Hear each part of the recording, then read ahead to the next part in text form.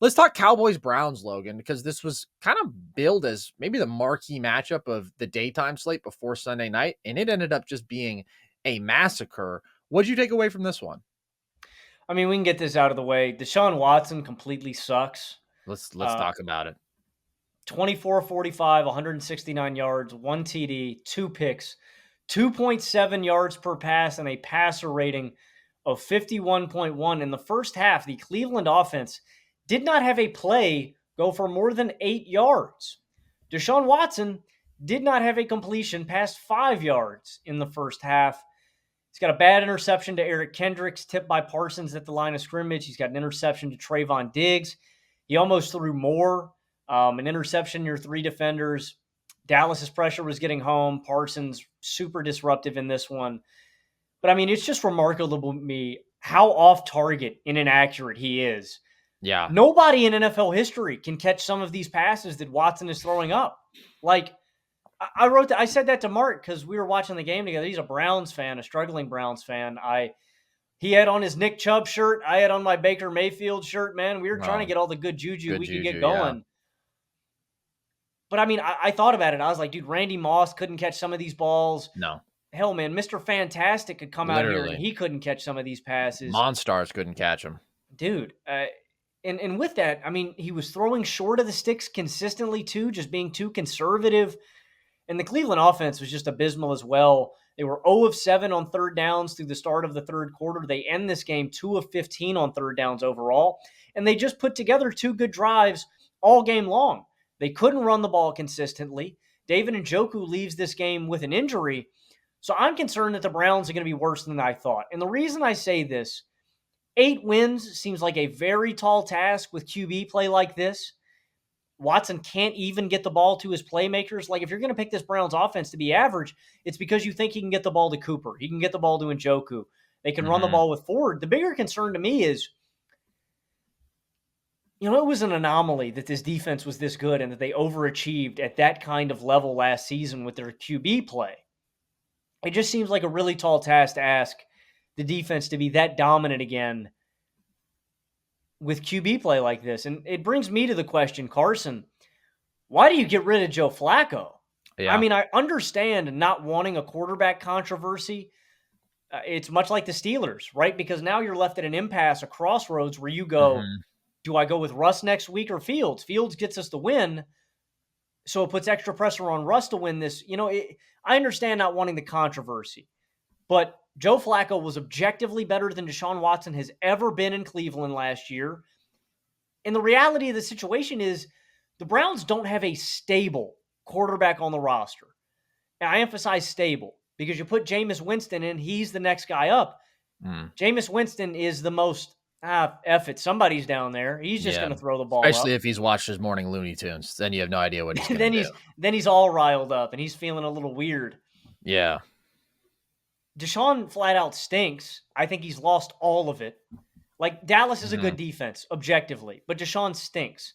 Yeah. And DTR is nowhere near ready to lead an offense out. Like, dear God, no.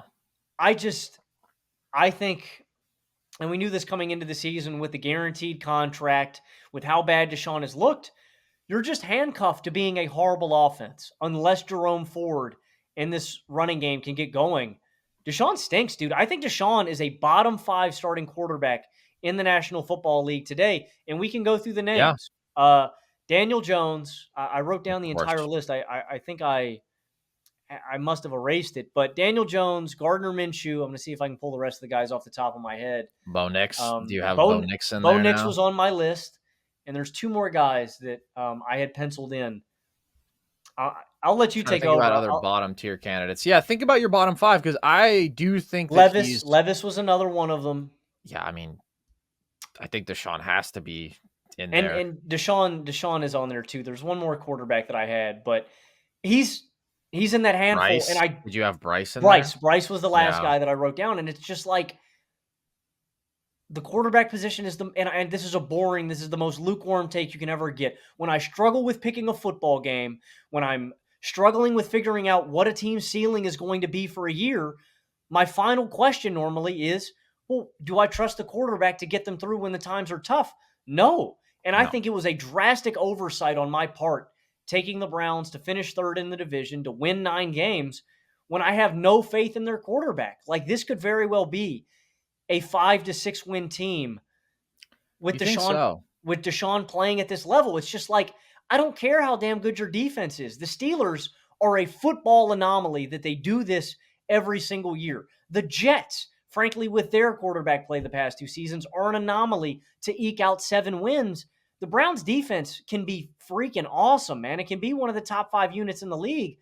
I have to see more from Deshaun if, to make me think that this is going to be a playoff team. This is very surprising coming from a Steelers fan, Logan. I think if there's anybody who can replicate the It's just formula, it's the Browns. They did it it's just last year. that's You know what? how low I am on Deshaun.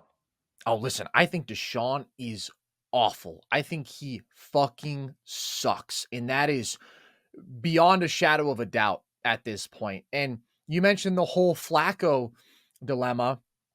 First of all, it would have been pretty sketchy to start Joe Flacco for an entire season of football at his age. Like, he literally could not move, and I worry that he could potentially crumple and die and maybe just evaporate on the field if he gets hit too hard. But you know what? He was mostly accurate from inside the pocket. He was taking shots. He was feeding Amari Cooper. He was getting the ball out quickly. He was playing the quarterback position. Deshaun Watson is currently doing something different, something that I'm not sure we've ever seen before, and it's not working. It's not working at all. When it comes to Jameis, listen, man, I get it. It's a roller coaster. He's Mr. 30 touchdowns, 30 picks. Let me see Jameis at this point. Like, you think about the sample we got of him in New Orleans as a starter. Guess what? With a good offensive mind, he was able to execute. He can't be worse than Deshaun. Deshaun has lost his mind. He's lost his ability to throw the ball with any sort of accuracy. He's lost his ability to maintain any sort of poise. And we have a 13-game sample now of him over 3 years just absolutely sucking. There is talent here. Amari Cooper is a damn good wide receiver 1. David Njoku is a damn good receiving tight end. Jerry Jeudy is solid. If he's your third target, I'm good with that. This team should be able to run the ball effectively. And Kevin Stefanski is a great offensive mind. I think you owe it to your team to at least see what you have with Jameis out there, because what you have with Deshaun is a disaster. What you have is one of the absolute worst starting quarterbacks in football, who is very actively and blatantly holding you back.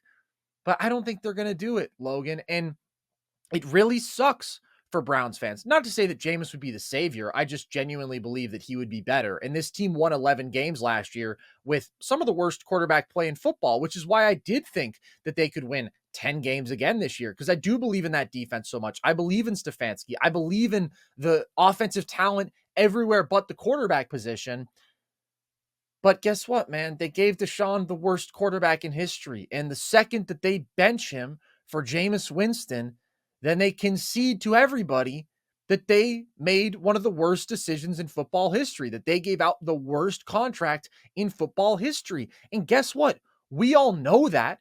And they're only hurting themselves by leaving Deshaun out there. They can't undo it. They can't unpay him. They're not getting value from him just because he's out there on the field. If he's worse than their backup Jameis, who they're paying way less, just because you spent the money, man, it doesn't mean it's a positive asset. He is awful. The money is gone no matter what. You can't bring it back. But they won't view it that way. Teams don't want to concede that sort of disastrous decision-making. And so he's going to stay out there. But yeah, man, I mean, it's just absolutely abysmal. 169 yards on 45 attempts, 2 awful picks, spraying the ball all over the field, holding onto the ball for way too long, as he did last year against a great Cowboys pass rush. He takes 6 sacks in this game. The Browns are going to be able to beat inferior teams with him, because I do believe in the defense that much and so much of the stuff around Deshaun. But yeah, I don't know how I couldn't be lower. And I've been low on Deshaun because, again, he hasn't put anything positive on tape in 2 years. Browns fans, or maybe some Deshaun defenders, if you're a Deshaun defender and you're not a Browns fan, that's pretty weird. I'm not going to lie. But they'd say, oh, he went 5-1 last year. Yeah, he played badly. They were able to win games with everybody at quarterback last year.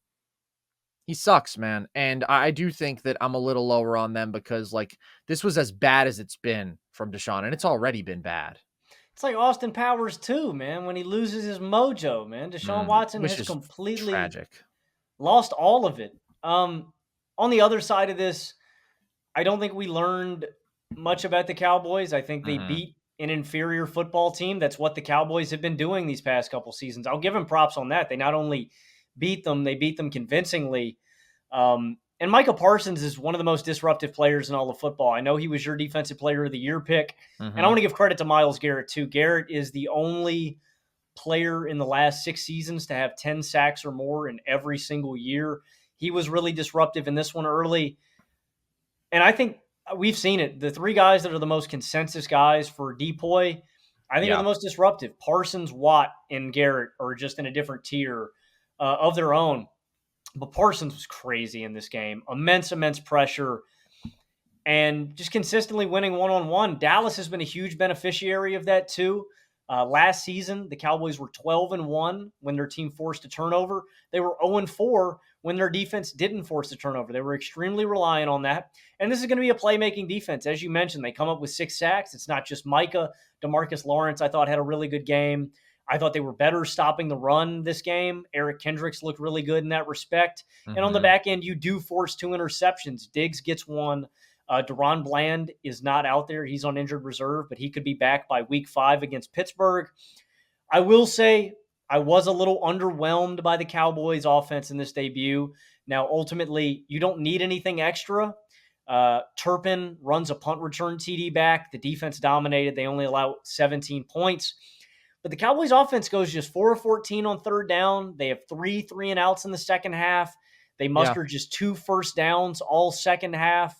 You don't really get anything special from Dak. He's 19 of 32, 179 yards, 1 You get one TD. beautiful throw. One beautiful Not throw on his just back one. foot against the blitz. There's a couple ones. There's a throw that he throws in the bucket to CD over Denzel Ward. Beautiful throw and catch. It's a one-hander by CD. Mhm. And the one that you're talking about, that's a veteran QB throw. Oh, First yeah. and 10, pressure bearing down. It's an empty set shotgun. So what this means is Dak has no blocking help whatsoever. It's all wide outs. They're all running routes. And the Browns bring the blitz. Dak picks up that blitz brilliantly and just lobs that ball. The only time you're going to throw that pass is when you know the blitz is coming. There's no Mhm. safety help over the top. It's just a veteran throw to Brandon Cooks. And there was another one I liked. He's flushed out left, Yeah. scrambles, and he throws one across his body to Mhm. Brooks. So that gave you those moments. I He just was wanted it cooking to be, early. and I understand too. You let your foot off the gas. You know you're Yeah. beating the brakes off of a team. So I'm not going to get too critical, but I thought the offense could have been a little better in the second half. In other news, Sure.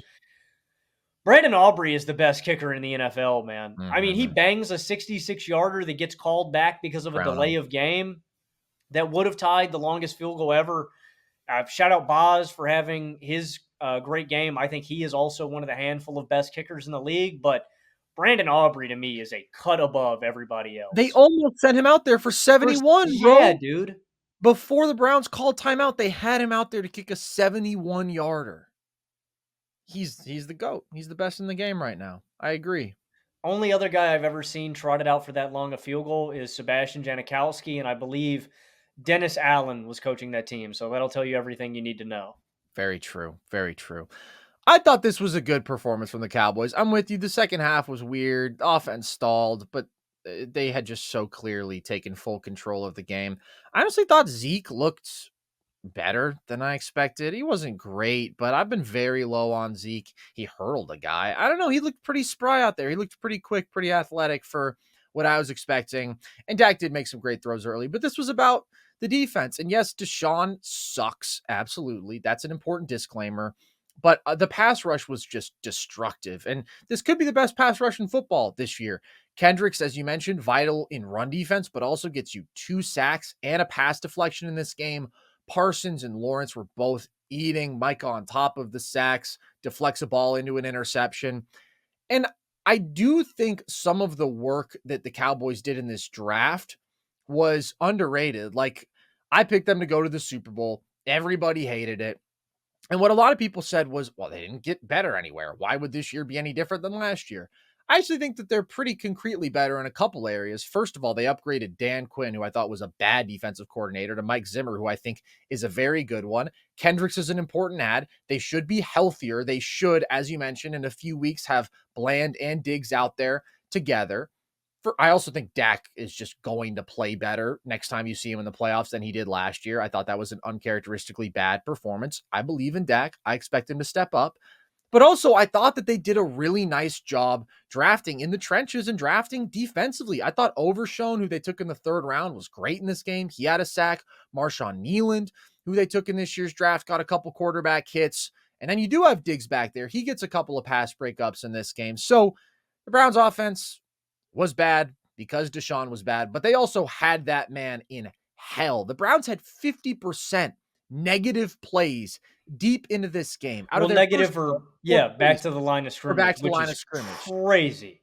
Unbelievable. So it was just a shellacking. That's why I believe, man. I believe in the defense. I believe in the improvement there, especially when it comes playoff time, being more serious. And I believe in Dak. And I know that nobody is going to be moved by anything the Cowboys do in the regular season. And that's why it's so funny. And every single time I say, they're checking these boxes that I like. Ooh, that was a good win. Everybody's going to say, oh, we've seen this a million times before. Nobody cares. Well, no, I'm going to laugh at you when they lose in the first round. I'm going to laugh pretty hard. And what's hilarious, Logan, is how hard I'm going to laugh at you and everybody else when they actually win multiple playoff games.